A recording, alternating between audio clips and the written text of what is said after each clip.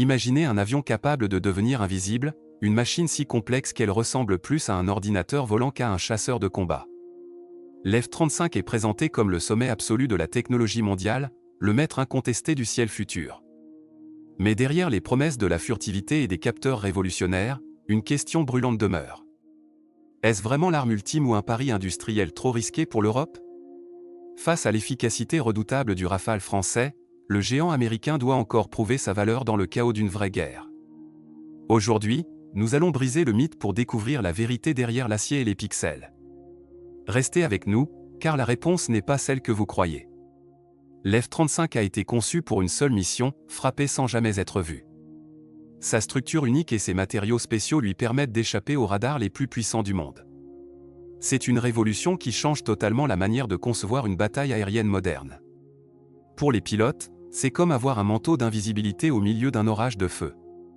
Mais cette technologie de pointe demande une attention de chaque instant et un entretien colossal pour rester efficace. Ce qui frappe avec cet appareil, c'est sa capacité à fusionner des milliers d'informations en une seule image claire pour le pilote. Il voit tout, partout, tout le temps, bien avant que l'ennemi ne soupçonne sa présence. Cette supériorité numérique est censée garantir une victoire rapide et sans perte humaine.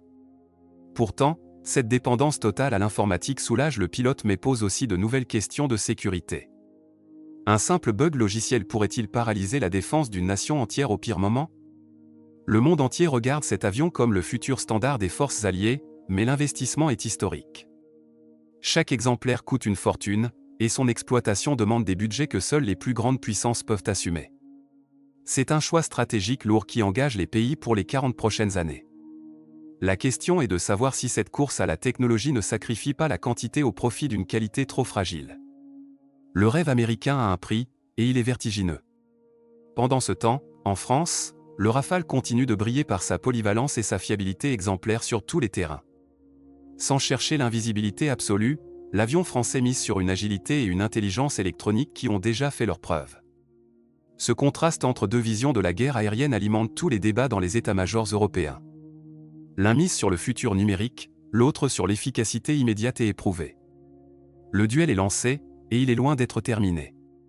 Pour conclure cette introduction, l'F-35 est sans aucun doute une prouesse technique sans précédent. Il repousse les limites de ce que l'homme peut construire pour dominer l'espace aérien. Mais dans le monde réel, la perfection sur le papier ne suffit pas toujours à gagner une guerre d'attrition. L'intrigue reste entière, cet avion est-il vraiment le bouclier dont l'Europe a besoin? La suite de notre analyse va nous plonger au cœur des doutes qui agitent les experts mondiaux. L'F-35 est souvent décrit comme le meilleur avion de chasse jamais construit, mais certains experts restent prudents. Beaucoup se demandent si les promesses de furtivité fonctionneront face aux nouveaux radars qui se développent partout. Si l'invisibilité devient inefficace, cet avion perd son principal avantage stratégique dans le ciel. Dans cette situation, la vitesse et l'agilité reprendraient le dessus, des domaines où d'autres chasseurs excellents. Le doute s'installe lentement mais sûrement parmi les spécialistes de la défense. La maintenance de cet appareil est un défi permanent qui nécessite des infrastructures ultramodernes et très coûteuses. Contrairement aux avions plus classiques, il ne peut pas être réparé facilement sur une piste de fortune au milieu d'un conflit. Cette fragilité logistique pourrait devenir un point faible majeur lors d'une guerre de haute intensité. Si les bases principales sont touchées, que restera-t-il de cette puissance de feu invisible? C'est un pari risqué qui repose sur une organisation sans aucune faille possible. Le Rafale français, de son côté, a montré qu'il pouvait opérer dans des conditions extrêmes avec une logistique beaucoup plus légère. Sa capacité à enchaîner les missions sans panne majeure est un argument de poids pour de nombreux pays. Ce réalisme opérationnel est parfois plus rassurant qu'une technologie futuriste encore en phase de réglage. L'efficacité d'une arme se mesure souvent à sa disponibilité immédiate sur le front.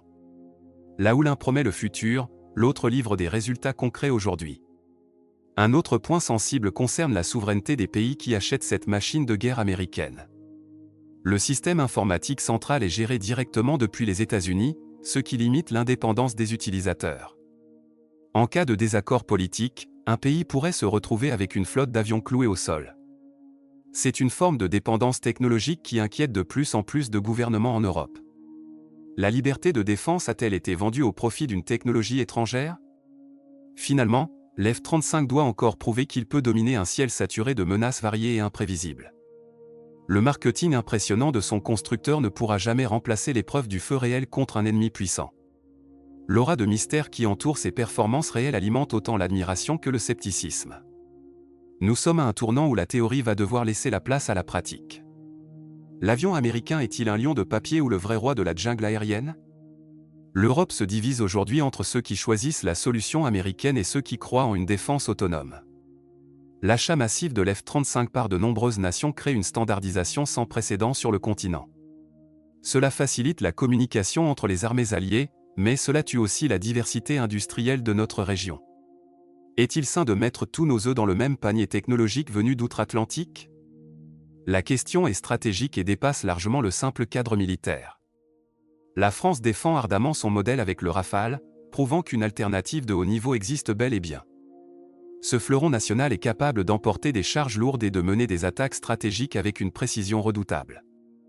Il incarne une certaine vision de l'indépendance européenne face aux géants mondiaux. Ce duel pour le contrôle du ciel européen est aussi une bataille pour l'emploi et l'innovation sur notre propre sol. C'est une lutte d'influence qui se joue dans chaque contrat signé. La connectivité de l'F-35 est présentée comme son arme secrète, capable de diriger des essaims de drones. Cette vision de la guerre du futur séduit beaucoup de chefs d'état-major qui veulent rester à la pointe.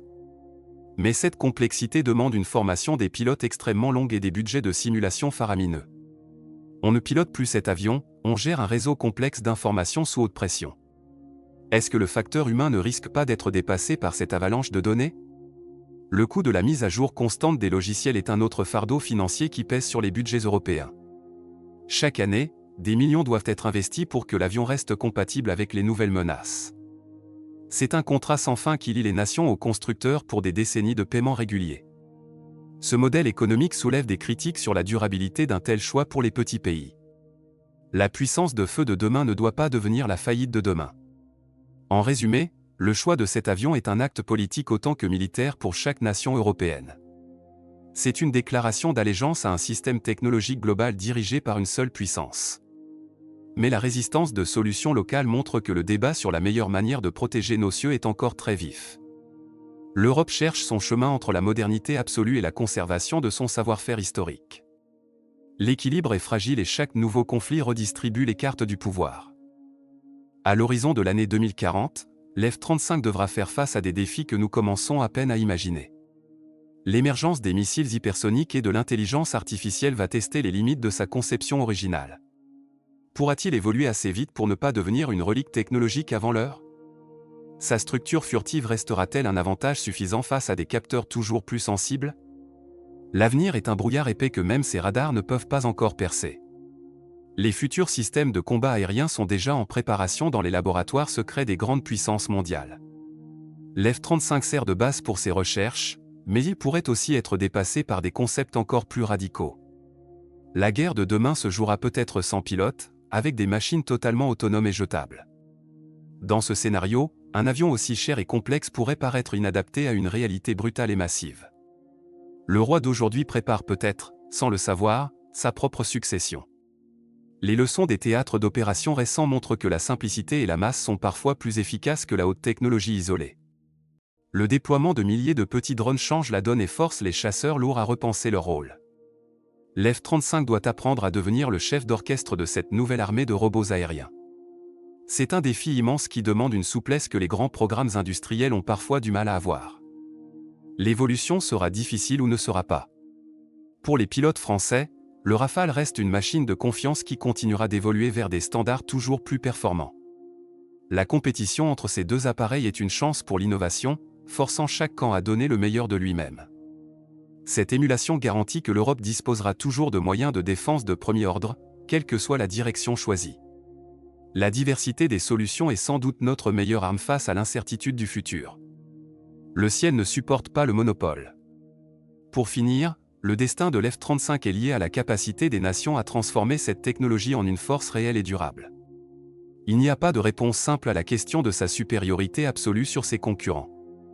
Le succès se mesurera à sa capacité à maintenir la paix par la dissuasion ou à gagner rapidement si le combat devient inévitable.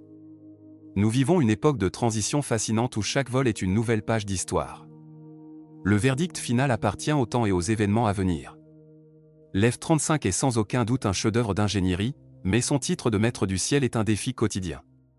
Entre les promesses d'une guerre invisible et la réalité des coûts et de la maintenance, le chemin est semé d'embûches. Il reste le symbole d'une puissance technologique sans égale, mais l'excellence d'avions comme le Rafale rappelle que d'autres voies sont possibles. Et vous, pensez-vous que l'invisibilité radar vaut tous ces sacrifices financiers ou préférez-vous la fiabilité éprouvée de nos chasseurs européens? Partagez votre avis dans les commentaires. Abonnez-vous pour suivre nos prochaines enquêtes militaires et à bientôt pour une nouvelle analyse.